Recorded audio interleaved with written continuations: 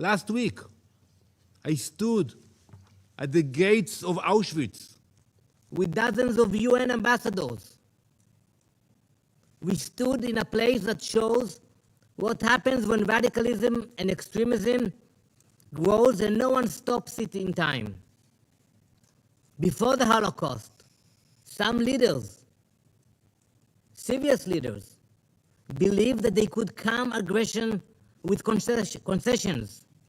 They were completely wrong. Giving in did not stop evil. It strengthened it. Winston Churchill understood what Queen Esther understood long before him. When destruction is declared and weapons are being prepared and assembled, leaders must act, not later, now.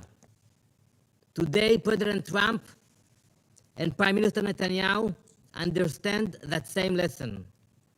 For decades, the Iranian regime has built missiles, enriched uranium, armed proxies, and spread terror far beyond its borders.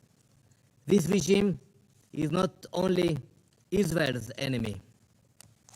It is an enemy of stability, an enemy of every peace-loving nation. In this joint operation, Israel and the US are acting together, not because we see conflict, because we refuse to ignore declared destruction.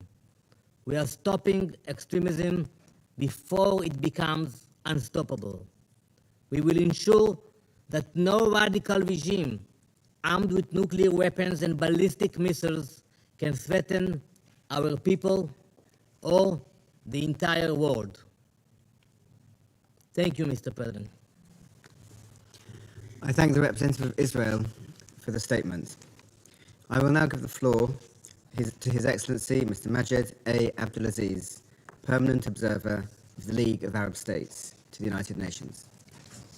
Shukran. Thank you, Mr. President.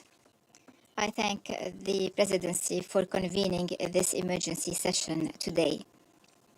I also extend my thanks to the Secretary General for his powerful and comprehensive briefing.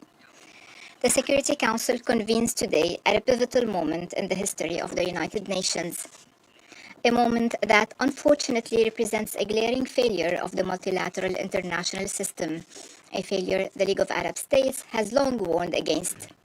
Regrettably, it is a moment in which the Arab-Israeli conflict has expanded into a full-scale regional war, through which Israel seeks, through this escalation, to evade ending its occupation of Palestinian territories, to prevent the establishment of an independent Palestinian state, and to obstruct Palestine's admission to the UN in implementation of the two-state solution and the core principles of international legitimacy.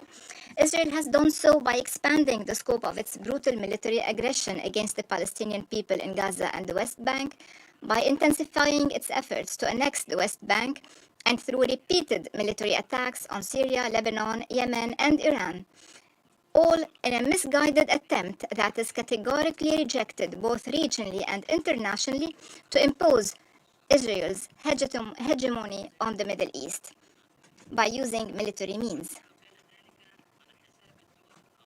Even if it is at the expense of the member states of the League of Arab States and at the expense of the suffering of their peoples under Israeli policies and attacks aimed at imposing the law of force instead of the force of law. At the Council's previous meeting on this item last week,